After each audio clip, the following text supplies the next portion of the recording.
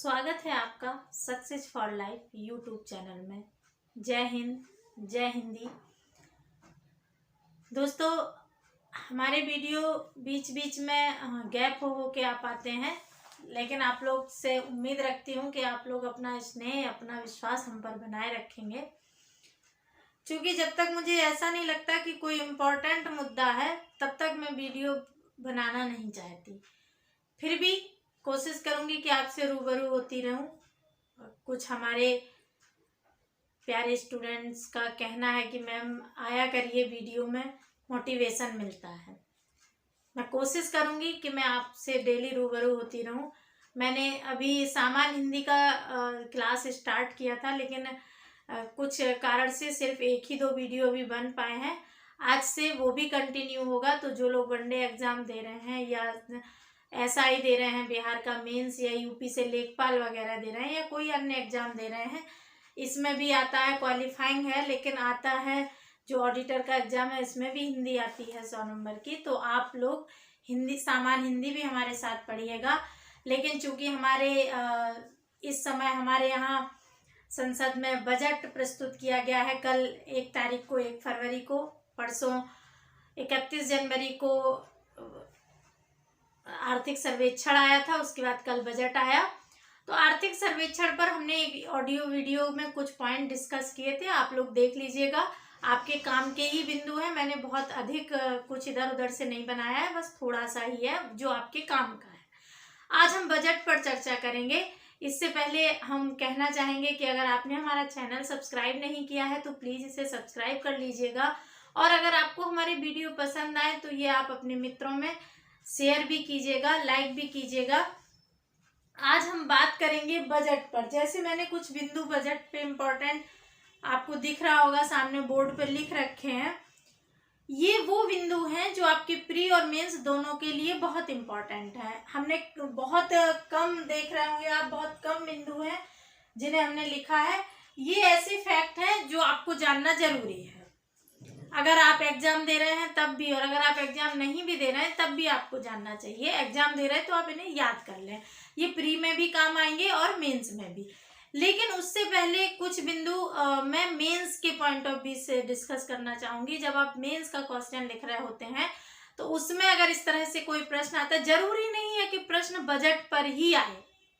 इस बात का विशेष ध्यान रखना जो मैं बोल रही हूँ, कि जरूरी नहीं है कि प्रश्न बजट पर ही आए, लेकिन अर्थव्यवस्था से जुड़ा हुआ या किसी अन्य मुद्दे से जुड़ा हुआ करंट का ऐसा कोई प्रश्न आता है जिसमें आपको ऐसे बिंदु डालने होते हैं, तो आप उनका, आपको ये बिंदु, आपको ये बातें काम देती हैं। तो मैंने कुछ पॉइंट्स हैं जो मैं मेंस के लिए पहले बजट पर डिस्कस कर लूँ, उसके बाद हम इन पर करें। ये भी मेंस और प्री दोनों के लिए हैं, लेकिन अभी जो बातें हम करेंगे वो आपके मेंस के आंसर राइटिंग में बहुत महत्वपूर्ण है। हम बात करते हैं ऐसे कुछ बिंदु जो आपको, जिनके शब्द भी आपको प्रभावित करेंगे। उन शब्दों का प्रयोग आप अपने मेंस के आंसर राइटिंग में करिएगा तो बहुत फायदे के होते हैं। एडिटोरियल वगैरह में ऐसे शब्द प्रयोग होते हैं, हम भी उन्हीं से पढ़ के आपके साथ डिस्कस कर रहे हैं। अगर आपने पढ़ रखा है, आपने वो पॉइंट नोट किए हैं तो अच्छी बात है, यदि नहीं किए हैं तो हम डिस्कस करते हैं। जैसे सालाना बजट को परखने की कसौटी यही होती है कि वह अपने समय की जरूरतों और आने वाली चुनौतियों से किस तरह दो चार हो। जो बजट होता है उसकी परखने की जो कसौटी है, मैंने एक पेज में कुछ पॉइंट लिखे हैं, मैं आपको टेलीग्राम चैनल पर उसका PDF दे दूंगी। आपको लिंक वीडियो के डिस्क्रिप्शन बॉक्स में मिल जाएगा, आप वहां से ले लीजिएगा।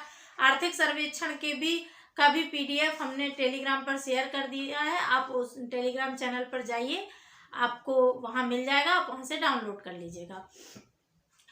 तो कोई भी बजट को परखने की कौन कौन सी 2 कसौटी हैं। एक तो ये कि वह अपने समय की, मतलब अभी जो चल रहा है समय, इसकी जरूरतों को कैसे पूरा करे और भविष्य की जरूरतों को कैसे पूरा करे।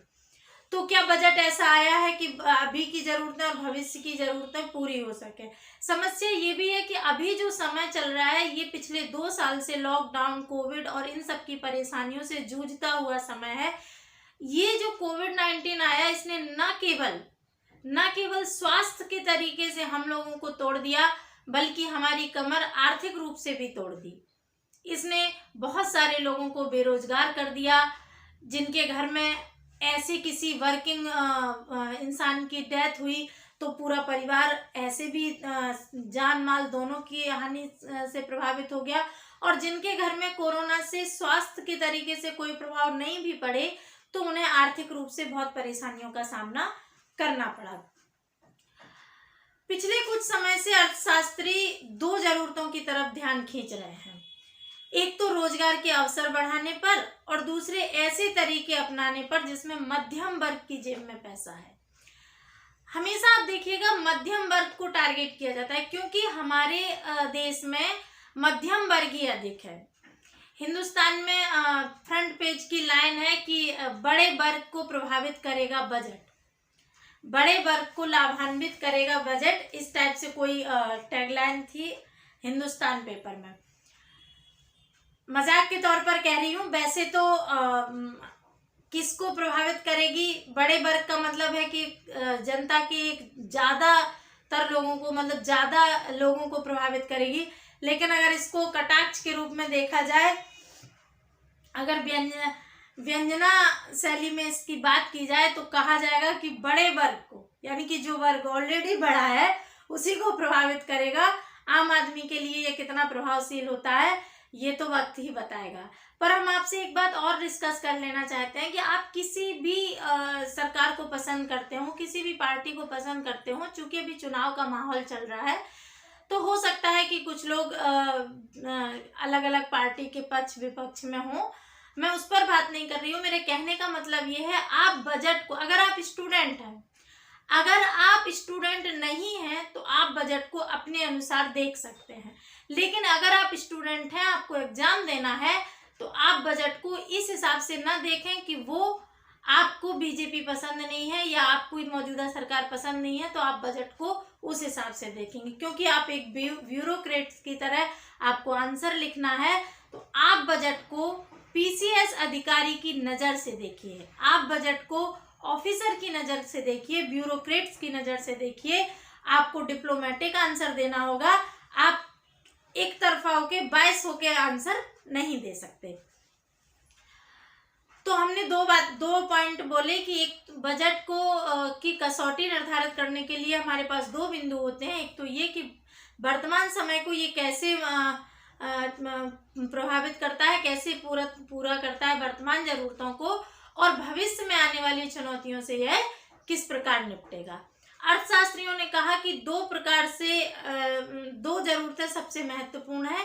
एक तो ये कि रोजगार मिले अधिक से अधिक, और दूसरा ये कि जो पैसा है वो मध्यम वर्ग की जेब में अधिक से अधिक आए। मध्यम वर्ग की जेब में पैसा आने का मतलब क्या है कि मध्यम वर्ग, देखो जो रिच लोग हैं वो इन्वेस्ट करते हैं बड़ी चीजों में। जैसे अंबानी के पास ऑलरेडी इतना पैसा है, अगर उनके पास 1 करोड़ 2 करोड़ और आ जाए तो कोई खास फर्क आने वाला नहीं है।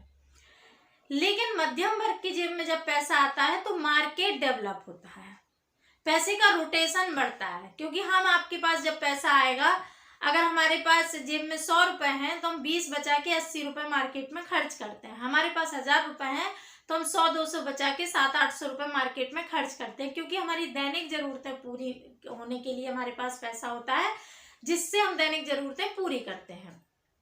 वो पैसा मार्केट में जाता है तो वो रोटेट होता है। जब रोटेट होता है तो पूंजी बढ़ती है। पैसे का रोटेशन ही महत्वपूर्ण है, ब्लॉक नहीं होता है पैसा। और जब पैसे का कोई भी चक्र चले, या तो पॉजिटिव या नेगेटिव, अर्थशास्त्र में दोनों ही दिक्कत होती है। अगर नेगेटिव गया तो नेगेटिव ही चला जाएगा, पॉजिटिव गया तो पॉजिटिव होता चला जाएगा।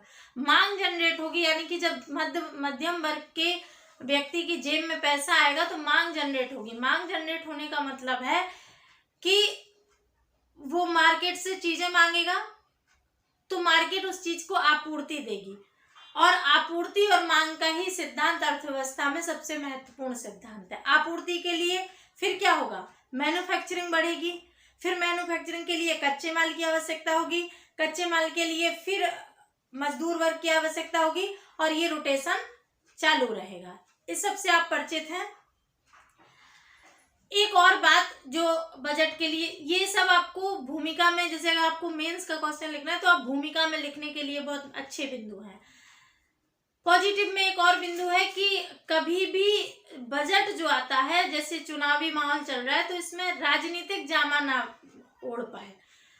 तो कहा गया है कि वित्त मंत्री बजट को चुनाव प्रभाव से मुक्त रखने में सफल रहे, यानी कि ऐसा बजट आया है कि जिसमें लोक लुभावन घोषणाओं का ढेर नहीं लगाया। इसमें ऐसी लोक लुभावन घोषणाएं नहीं है जो ये लगे कि ये चुनाव से प्रभावित है।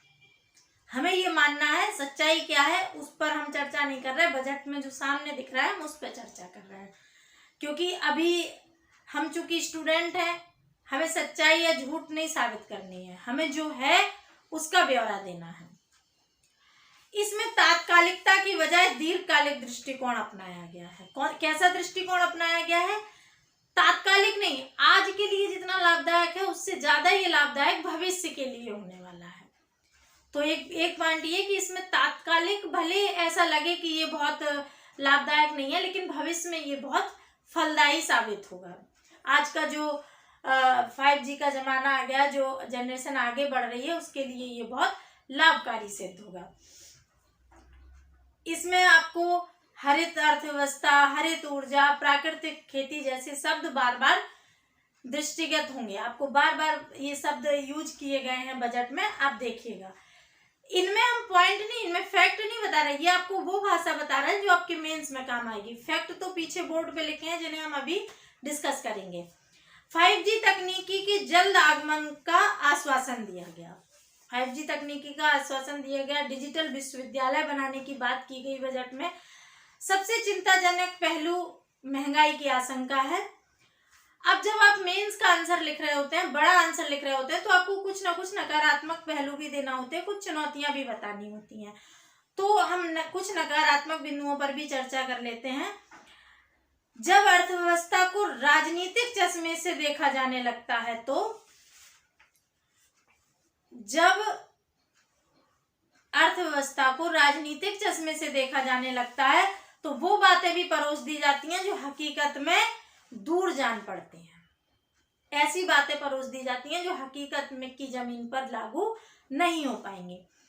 शिक्षा पर सरकार ने अवश्य ध्यान देने की बात की है, अच्छी बात है। शिक्षा पे बोला है डिजिटल स्कूल खोले जाएंगे, 200 स्कूल खोलने की बात की है, डिजिटल स्कूल। लेकिन आप ध्यान दीजिएगा कि डिजिटल स्कूल से ज्यादा जरूरत हमारे समाज को जो ऑफलाइन जाके पढ़ने के लिए जो स्कूल हैं उनमें शिक्षकों की आवश्यकता है। डिजिटल अगर इतना जरूरी होता तो कंप्यूटर और लैपटॉप और मोबाइल पे बच्चे पढ़ लेते, लेकिन कोई भी किसी का भी व्यू लीजिएगा, कोई ये कहने को तैयार नहीं है कि ऑनलाइन शिक्षा से हम खुश हैं। आप हम भी परेशान हैं। बड़े बच्चे तो फिर भी कुछ पढ़ लेते हैं। हम अपना प्रत्यक्ष हम उदाहरण है। हमारा बच्चा 4 साल का है, अभी नर्सरी में पढ़ रहा है। उसका जो ऑनलाइन हमको 2 घंटे क्लास लेना होता है, तो बहुत मेरे लिए बहुत इरिटेटिंग हो जाता है, क्योंकि मैम लोग पढ़ाती हैं जो उन्हें क्लास में पढ़ाना चाहिए बच्चों को, वो ऑनलाइन बता रही हैं। उनकी गलती नहीं है, लेकिन वो जो बता रही है वो क्लास वर्क भी कहीं ना कहीं माँ बाप पे आ जाता है। बच्चे ठीक से बैठना नहीं चाहते, बच्चे सुनते नहीं हैं, उसमें माँ बाप को बार बार बोलना पड़ता है। मैम उधर से बोल रही हैं, बच्चे म्यूट कर लिए, अनम्यूट कर लिए, कुछ होता नहीं है। तो डिजिटल स्कूल खोलना ठीक है, लेकिन नेटवर्क भी उतना सुदृढ़ नहीं है। हालांकि अब 5G लॉन्च करने की बात हो रही है, लेकिन अभी कितने लोगों तक इसकी पहुंच हो पाएगी। लोग आर्थिक रूप से इतना टूट गए हैं कि आप सोच के देखिए कि लोगों पे अभी इतना पैसा नहीं है कि लोग 5G मोबाइल सारे लोग खरीदेंगे। जिनके पास 4G 5G हैं ऑलरेडी, बस वो वही चलाने वाले हैं, वो अभी कोई मोबाइल लेने की कंडीशन में नहीं होंगे। और जो ले भी लेंगे तो कितने लोग। एक और बात की गई, आभासी मुद्रा का नियमन किया जाएगा। जो क्रिप्टो करेंसी वगैरह है उसका नियमन किया जाएगा, और डिजिटल रुपया भी लॉन्च करने की बात की है भारत ने, जिसपे 30% टैक्स लगाएंगे उसकी आमदनी पर। लेकिन इस पे विशेषज्ञों का मानना है कि आप इसे पॉजिटिव पॉइंट में भी लिख सकते हैं, इतना ही छोड़ दीजिए। अगर निगेटिव में लिखना है, चुनौती में लिखना है, तो आप लिखिएगा कि विशेषज्ञों का मानना है कि जो क्रिप्टो करेंसी होती है, जो आभासी मुद्रा होती है, उसके परिणाम उनके लिए हमेशा लाभदायक रहे जो शुरुआत में इससे जुड़ जाते हैं। जो बाद में इससे जुड़ते हैं वो बहुत लाभकारी नहीं होते, उनको अक्सर घाटा ही पड़ते देखा है। शुरुआत में इसकी ये बूम करती है, जो लोग शुरुआत में जुड़ जाते हैं वो इससे अधिक लाभान्वित होते हैं। रेल में भी जैसे बात की है कि मेट्रो रेल के लिए, हरित ऊर्जा के लिए, इन सब के लिए बात की गई है। ग्लासगो में COP26 जब हुआ था तो प्रधानमंत्री जी ने एक पंचामृत शब्द बोला था, पंचामृत, और पांचवा अमृत जो है वो 2070 तक भारत को कार्बन को जो न्यूट्रल करना है उसका लक्ष्य कब तक है, 2070 तक। ये जो पंचामृत की बात कही थी उसका पांचवा अमृत यही है, कार्बन न्यूट्रल करना। ये तो हमारे वो बिंदु थे, वो बातें थी जो हम मेंस में भूमिका, निष्कर्ष और चुनौतियों के रूप में आपके सामने प्रस्तुत किए। आप इन्हें अपनी भाषा में लिख सकते हैं। ऐसे जो पॉइंट हमने नोट किए वो भी हम आपके साथ टेलीग्राम पर शेयर कर देंगे। आप हमारे टेलीग्राम चैनल का लिंक आपको डिस्क्रिप्शन बॉक्स में मिल जाएगा। आइए अब हम बात करते हैं बजट के उन बिंदुओं पर जो फैक्ट के रूप में है, जो आप प्री और मेंस दोनों के लिए आपको जरूरी है। केंद्रीय budget 2022-23।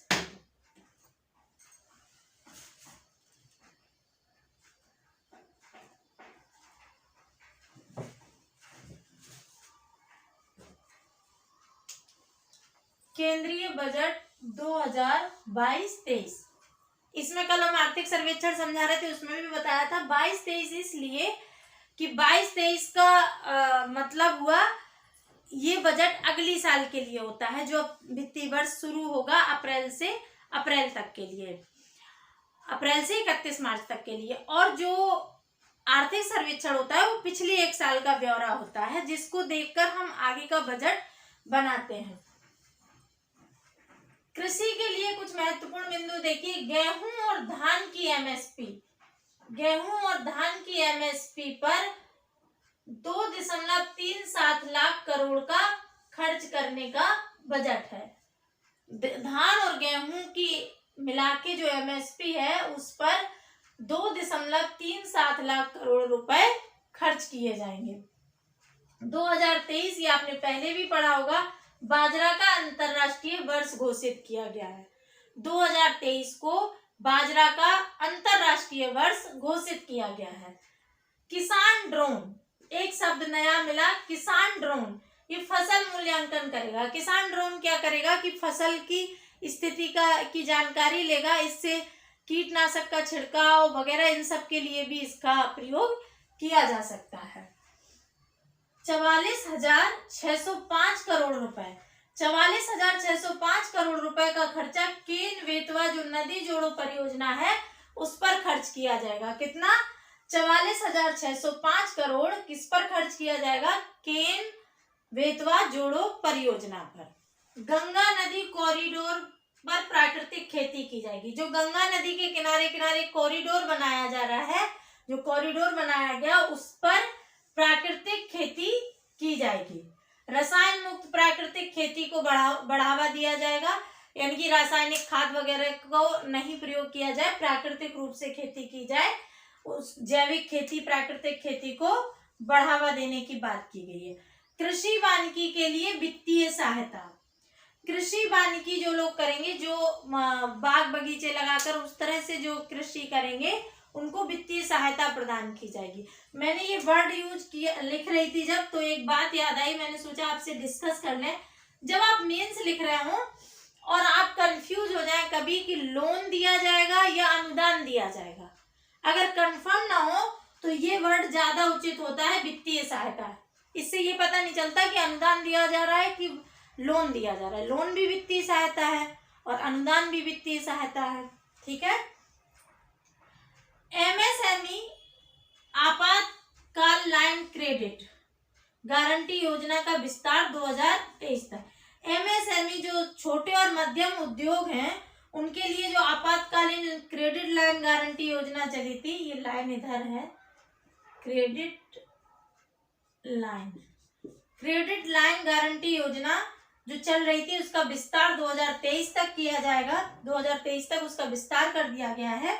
Says special economic zone को में नए कानून से बदलाव लाया जाएगा। स्पेशल इकोनॉमिक जोन है जो विशेष आर्थिक क्षेत्र जिन्हें कहते हैं, उनमें बदलाव लाया जाएगा नए कानून से। और एक शब्द है long term capital gain surcharge. Long term capital gain surcharge ये 15% कैप किया गया है।